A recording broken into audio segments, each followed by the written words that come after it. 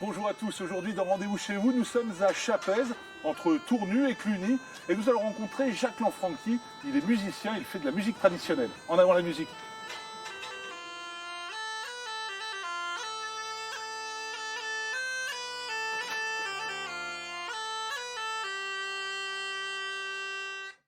Jacques, comment on appelle cet instrument-là? Eh bien, cet instrument, c'est une musette du centre de la France, une cornemuse du centre de la France. Celle-là, c'est une grande cornemuse du centre de la France. Dans cette famille, il y a plusieurs tailles de ces instruments et on les nomme en fonction de la taille du hautbois en pouces anciens d'avant la Révolution. Celle-là, c'est une 20 pouces et là-bas, je vais vous montrer après d'autres tailles de ces instruments. Tous ces instruments sont de la famille des cornemuses du centre, les musettes du centre, qui ont été décrites par George Sand dans son roman Les Maîtres sonneurs, où elle parle d'un joueur berrichon qui veut descendre apprendre la cornemuse en bourbonnais. On donne le nom des instruments en fonction de la taille, donc celle-là c'est 16 pouces, qui sonne en sol. Ces deux-là c'est des 20 pouces, qui sonnent en ré. Celle-là 23 pouces en do, et celle-là 26 pouces en la grave. Jacques, combien de productions vous avez ici? J'ai commencé en fait à faire de la production de musique traditionnelle avec un ami en 2004. On a fait un CD tous les deux et comme personne ne voulait le produire, on a monté une association pour le produire.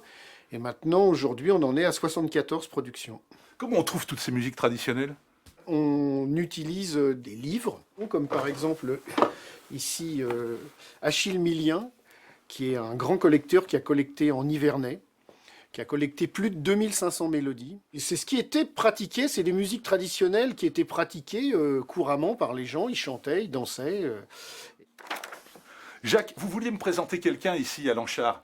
Oui, on va aller voir Bernard de Laval, qui a été doreur-sur-bois pendant 40 ans et qui maintenant fait de la céramique.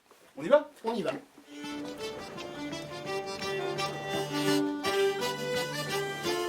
Hello, bonjour. Qu'est-ce que vous faites alors? Alors C'est moi quoi? je suis passé d'horreur sur bois à d'horreur sur terre, sur céramique. 45 ans de bons et loyaux services auprès des musées de France, à restaurer les musées de France. Et puis au bout de 45 ans, un petit peu à soi, un petit peu d'égoïsme.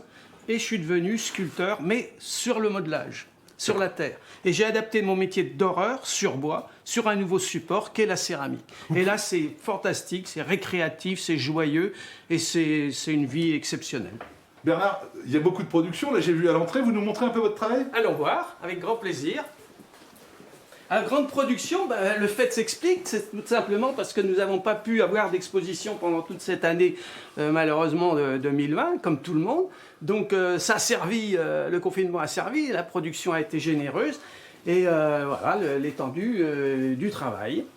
Bernard, vous vouliez me montrer quelque chose d'autre ici à Lanchard? Oui, Lanchard, c'est pas simplement la Tuilerie. Mon travail, c'est l'église de Lanchard. C'est la présence de ces femmes qui, pendant 6 siècles, ont habité ici. C'est les premières féministes. Allons voir l'église. Allez.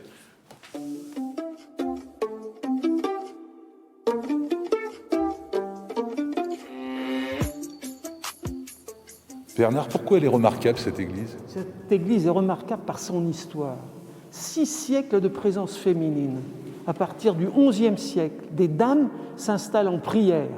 Elles font construire cette église du XIe siècle et ensuite, par l'apport des ducs de Bourgogne, la richesse de ceux-ci permet d'étendre l'église avec une nef de 38 mètres et elle devient un centre féministe de femmes remarquables.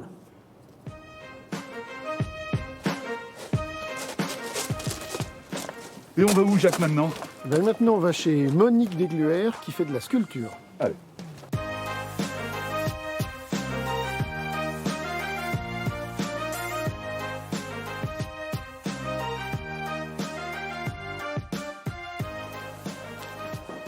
Qu'est-ce que vous êtes en train de faire, Monique, là?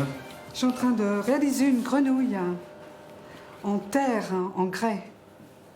Et ça va être après, comment ça va être fini après? Comment vous le finissez, ça? Alors après, là c'est juste une première étape. Je suis en train vraiment de l'ébaucher en fait.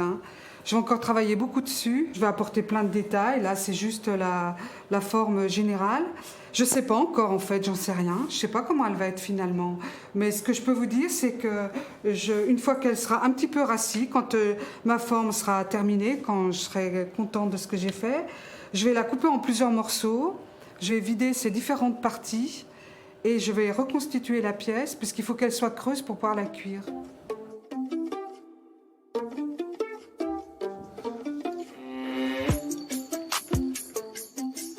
Ces deux cochons, c'est des amoureux en fait, que j'ai appelés Chéri Chéri. Ils m'ont valu le Grand Prix de sculpture à Barbizon en 2018. Bah, merci Jacques de nous avoir fait découvrir ces personnalités de Chapez. Plaisir. On essaiera de revenir. Merci à vous de nous avoir suivis.